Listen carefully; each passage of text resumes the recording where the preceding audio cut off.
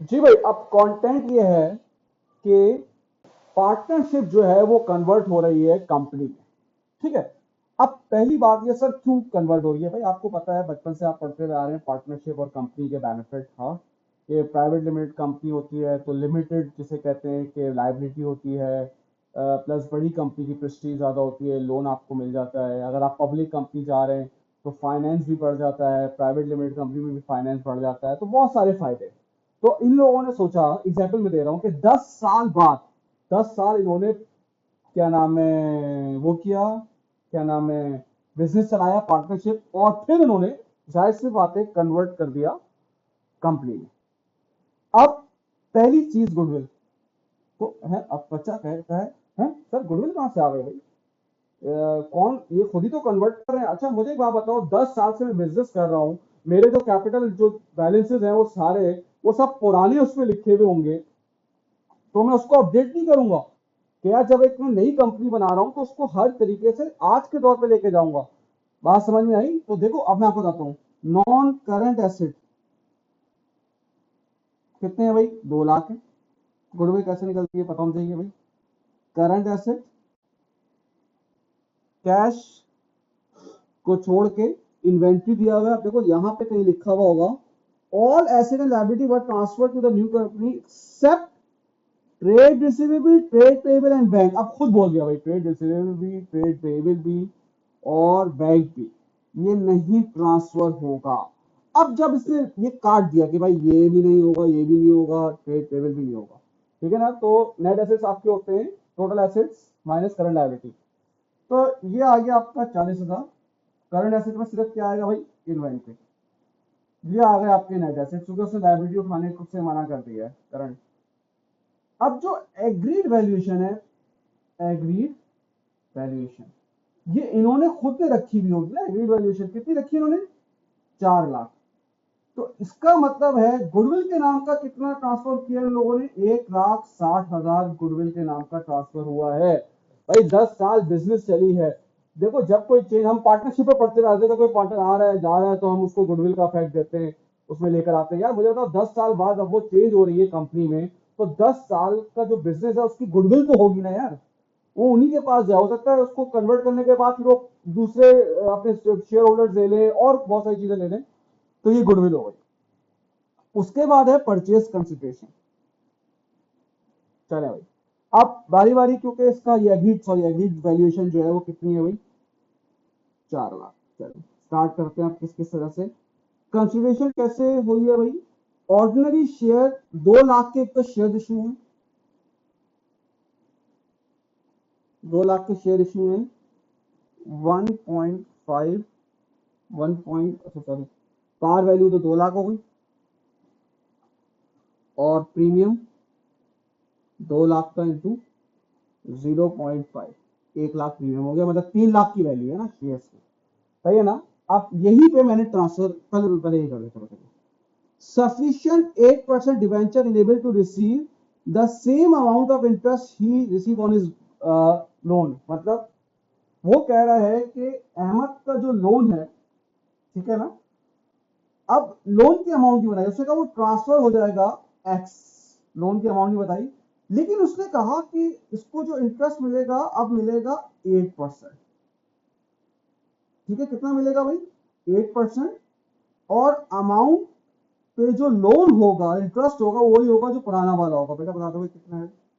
60,000 का 6%, तो ये आई थिंक होगा 3600। 3600। जरा दोबारा सुन ले, उसने कहा पहले इनको लोन का इंटरेस्ट कितना मिलता था? 6%। उन्होंने कहा आप कितना मिलेगा? 8%। लेकिन अमाउंट जो है वो उतनी ही होगी इंटरेस्ट की जो पहले ये खा रहे थे। कितना खा रहे थे? 6,000 में 6%। तो अब मुझे अगर ये एक्स अमाउंट निकालनी है तो मैं कैसे निकालूंगा? 36,000 को मैं 8% से डिवाइड कर दूंगा, तो डिबेंचर की अमाउंट आ गई 45,000। तो ये डिबेंचर आ गया भाई 45,000। उसने कहा जो रिमेनिंग है in the cash in the form of long term loan है, हम आपको कैश पे करेंगे, शेयर से पे नहीं करेंगे, हम आपको कोई और तरीके से पे नहीं करेंगे, हम आपको कैश के फॉर्म में बैलेंस पे करेंगे, लेकिन अभी हमारे पास नहीं है, तो वो लोन हो गया। देखो इसमें इसलिए लिखा है कि भाई जब आप रिम्यूनरेशन आप परचेज कंसिडर शेड्यूल करते हो ना, बहुत सारी चीजों पे करते हो, आपको पता है, आप शेयर इशू करते हो, आप डिवेंचर इशू करते हो। इधर इसने बोला है कि जो बाकी रह गया है मैं आपको उसका क्या दूंगा, मैं आपको उसका कैश दूंगा। अब ये जरा देख लें बहुत ध्यान से। Ordinary shares were allocated in the profit sharing ratio, क्योंकि जाहिर सी बात है कन्वर्ट करके कंपनी इन्हीं के पास आ रही है, तो जो शेयर्स है वो एक तरह से इन्हीं के ही है। शेयर्स जो है वो किस में जा रहे हैं, प्रॉफिट शेयरिंग रेशियो। चलो कर दें भाई तीनों के, ये शेयर्स हैं 3, ये रहा प्रॉफिट शेयरिंग रेशियो 3/6, 2/6 और 1/6। ये 1.5 लाख पहुंच गया किसको, 1.5 लाख पहुंच गया है अहमद को, 1 लाख पहुंच गया है बासित को, और 50,000 पहुंच गया है काशिफ को। ठीक है भाई,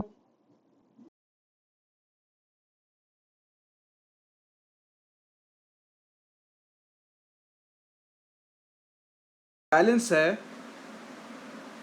एक सेकंड, हाँ बैलेंस है वो किस तरीके से जाएगा, जो balance to be paid in the all assets ordinary shares debtors and, एक सेकंड, इसमें एक चीज जो है वो मिसिंग है, एक सेकंड। अच्छा इसमें दिया हुआ देखिए, जब नहीं दिया हुआ होता है तो हम प्रॉफिट शेयरिंग रेशियो से हम करते हैं वही सेम। बेटा वो आपसे वो भी कह सकता था कि कैपिटल के रेशियो से निकालो, जो ये वाला लोन बटेगा वो इसमें बटेगा, इसमें तरह से भी बांट दें भाई। लोन कितना बट रहा है भाई, लोन इसका बट रहा है 27,500, 183,339,167, यानी कि ये इतने इतने इनको पे करने। ठीक है भाई, ये तो था इसका अभी तक स्टेप। अब चले भाई, अब उसके बाद हम एसेट को, जो हमारे पार्टनरशिप है उसको हम रिजॉल्व करेंगे, कि रिजॉल्व होके कन्वर्ट हो रही है। ठीक है, डिसोल्यूशन रियलाइजेशन। चले भाई, सबसे पहली बात है, ये नॉन करंट एसेट यहाँ लिखा मैंने 200,000, ये बंद हो गया। इन्वेंट्री लिखा 40,000, बंद हो गई। ट्रेड रिसीवेबल, अब बच्चा पहला पूछता है सर ट्रेड रिसीवेबल क्यों दे रहे हैं, वो तो उठाया ही नहीं है। अरे भाई उठाया नहीं है तो बंद तो करना है, बंद कैसे होगा ये, जब आप पूरी बुक्स को क्लोज करेंगे, बात समझ में आई, वरना तो अकाउंट्स खुले रहेंगे, क्या है सबसे आखिरी में क्लोज होता है। तो ट्रेड रिसीवेबल हो गया, फिर ट्रेड पेबल,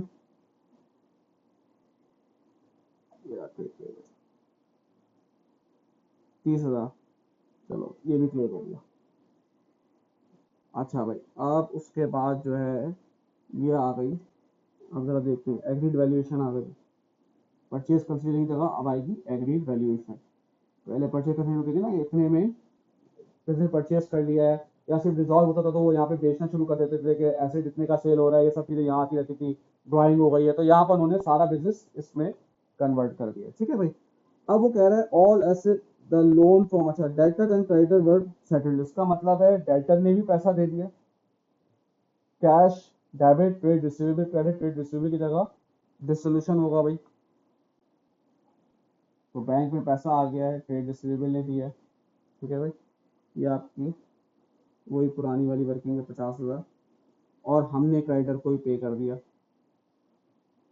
ट्रेड पे कर 30,000। ठीक है भाई, तो अगर आप देखेंगे तो इसमें आ रहा है आपका गेन आ रहा है 1,60,000 का, 1,60,000 का गेन आ रहा है। चलिए भाई बांट दें भाई, 3:6, बी है 2:6, और काशिफ है 1:6। 80,000, 5,3,3,3,2,6,6,6,7। अब जो है वो बड़ी इंपॉर्टेंट चीज है, इसके लिए आप देखेंगे मैंने जो पुरानी वर्किंग की है, इसलिए मैंने वो पहले ही की है। ये आ गया आपके पार्टनर्स के कैपिटल, ए बी के, ए बी के। सबसे पहले तो इनकी ओपनिंग बैलेंस लिख देते हैं भाई, 80,000, 60,000, 50,000। करंट अकाउंट 18,000, 12,000 और 10,000। ठीक है भाई। अब ये देखें, ये भी सारा एक तरह से इस तरह से क्लोज में आएगा। अब इनको वैल्यूएशन का गेन हुआ है वो भी डाल के जो ऊपर चला हुआ है 80,000, 53,333,26,667, और जो लोन है वो भी यहाँ से, जब तक मैं यहाँ डालूंगा नहीं, खत्म नहीं करूंगा, तब तक वो रखा रहेगा। ये सब पूरा बिजनेस खत्म हो गया, ठीक है। अब जो ये बिजनेस खत्म हो रहा है एक तरह से कन्वर्ट हो रहा है, वरना हम लोग क्या करते थे, यहाँ पर एक ही चीज लिखते थे बैंक, और हम कहते थे यार बिजनेस अब बंद हो गया और पार्टनर्स को इतने पैसे लग गए। अब जो बंद हो रहा है वो एक तरह से कन्वर्ट हो रहा है, और वो कन्वर्ट होने में अब ए से पूछा जाएगा भाई तुम्हें जो बिजनेस तुमने जो कन्वर्ट किया है तुम्हें कितने मिले। अब ए अपने शेयर्स बताएगा प्रीमियम के साथ, देखिए ये लिखा हुआ है 1,50,000, ये लिखा हुआ है ना 1,00,000। ये एक तरह से इनको यहां से कंपनी बंद हो रही है और दूसरे उसमें शिफ्ट हो रही है, तो कैपिटल अकाउंट डेबिट हो रहा है और कंपनी में क्रेडिट हो रहा होगा। कैपिटल का डेबिट, पार्टनर कैपिटल का डेबिट का मतलब क्या होता है, वो बंद हो रहे हैं, और कंपनी के क्रेडिट का मतलब क्या होता है, वहां पर शेयर्स इनके आ रहे हैं। बात समझ में आती है भाई। तो शेयर्स के सूरत में, डिबेंचर की सूरत, डिबेंचर किसको दिया गया है भाई, देख लो, डिबेंचर 45,000 है, डिबेंचर उसका है ना अहमद का, ठीक है भाई 45,000। चलो फिर उन्होंने कहा था जो ये जो लोन है कैश है, एक तरह से जो कैश और लोन मतलब ये कैश वापस करेंगे क्योंकि अभी वापस नहीं कर रहे, वो 27,500 इनके ऊपर पर्सनल लोन है। 183339167, तो ये इनका लोन है, सॉरी पर्सनल लोन नहीं है इनका, ये भी कंपनी में जाके इनको पे करना है, ठीक है। अब जो ये बैंक आएगा, ये फिर इनको मिलके पार्टनरशिप मिलके, ये इनको जो बच गया है, जाहिर सी बात है सीडी नहीं करूंगा, जो बच गया है वो खत्म होना चाहिए। जब तक ये डेबिट और क्रेडिट बराबर होंगे तब उनको जिसे कहते हैं अकाउंट क्लोज होंगे। आप जरा एक ही कहानी सुने, एक आएगा यार देख नई कंपनी में मुझे 1,50,000 के शेयर मिले, मुझे अपना डिबेंचर मिल गया, ये मुझे वापस करना है 27,500, और इस पार्टनरशिप जब बंद हुई तो मुझे इतना पैसा मिला, ठीक है। बी क्या बोलेगा, बी बोलेगा यार मुझे नई कंपनी में 1,00,000 के शेयर्स मिल गए, ये 18333 लोन है जो मुझे वापस करना है, और 60,000 जब पार्टनरशिप बंद हुई तो मुझे इतने मिले। बात समझ में आई, इस तरीके से ही है। अब इसका देखें, बैंक का अकाउंट ही बना लिया आप। बैंक का ओपनिंग कितना लिखा हुआ था 30,000, डेटर ने कितने पैसे दिए 50,000, हमने क्रेडिटर को कितने पैसे दिए 30,000, और देखो ए कैपिटल, बी कैपिटल और के कैपिटल, ये देखें भाई ये जो लिखा हुआ है 15,500, 7,000 और 27,500। अगर ये बैलेंस हो रहा है इसका मतलब है आपने सवाल सही किया है, ठीक है भाई। तो यहां तक ये बैंक का आपका हो गया। अब हम बना देंगे इसकी बैलेंस शीट कन्वर्ट करने के बाद, तो नॉन करंट एसेट, ठीक है, नॉन करंट एसेट पहले तो टेंजिबल लिख देंगे भाई, कितने थे 2,00,000, इनटेंजिबल जो गुडविल थी वो निकाली थी 1,60,000, तो ये हो गया 3,60,000। सिर्फ और सिर्फ करंट एसेट में क्या ट्रांसफर हुआ है, क्लोजिंग इन्वेंट्री 40,000 की ट्रांसफर हुई, ये हो गया 4,00,000, ठीक है। अब मैं इधर लिख रहा हूँ ताकि थोड़ा सही जगह हो जाए। ऑर्डिनरी शेयर कैपिटल कितना था भाई, पीछे देखना सब कुछ लिखा हुआ है 2,00,000। शेयर प्रीमियम कितना था, मैं लिख लेता हूँ, ये देख लेना, ये ऑर्डिनरी शेयर कैपिटल 2,00,000 था, शेयर प्रीमियम कितना था भाई 1,00,000, ये हो गया फिर आपका 3,00,000। अच्छा, अब नॉन करंट लायबिलिटी में एक तो डिबेंचर आ जाएगा, डिबेंचर कितने का है भाई 45,000 का, और जो वो लोन था ना, जो लॉन्ग टर्म लोन था, ये रहा कितना है 55,000, तो ये 4,00,000 आ गया और आपका अकाउंट बैलेंस हो गया, ठीक है भाई। क्या हो रहा है इस पूरी कहानी में कि जो कंपनी है, पार्टनरशिप है, वो डिसॉल्व होके कन्वर्ट हो रही है प्राइवेट लिमिटेड कंपनी में। जो पार्टनर्स हैं वो बिजनेस को बंद कर रहे हैं और नई कंपनी में शेयर्स वगैरह डिबेंचर्स वगैरह एक्वायर कर रहे हैं, ठीक है भाई, थैंक यू।